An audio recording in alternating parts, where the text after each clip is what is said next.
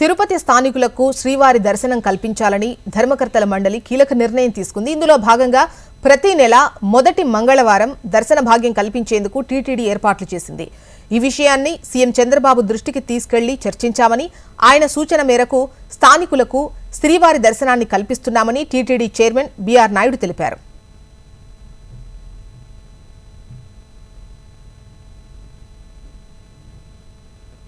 ఈ బోర్డు మీటింగ్లో లోకల్ వాళ్ళకి ప్రాధాన్యత ఇవ్వాలి, నెలకు మొదటి మంగళవారం అని అంత నిర్ణయం తీసుకున్నాం.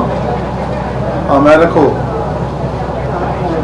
ఆ తర్వాత నేను పర్సనల్గా చంద్రబాబు నాయుడు గారిని కలిసి హైదరాబాద్లో గత బోర్డు మీటింగ్లో జరిగిన విషయాల మీద కూలంకషంగా చర్చించాం. అప్పుడు ఈ అంశం కూడా వచ్చింది.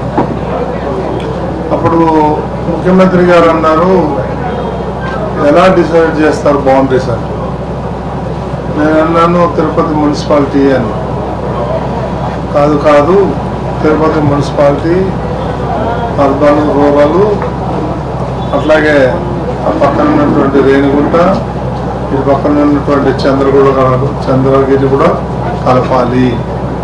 దాని మీద మీరు వర్కౌట్ చేసి మాకు పంపించండి అని వారి ఆలోచన మేరకు దీన్ని మళ్ళీ మన ఈవో గారు ఆ మ్యాప్లంతా వేసి చంద్రబాబు నాయుడు గారికి పంపించి వాళ్ళు అనుమతి తీసుకున్న తర్వాతనే ఈరోజు ఈ ప్రోగ్రాం జరుగుతూ ఉంది.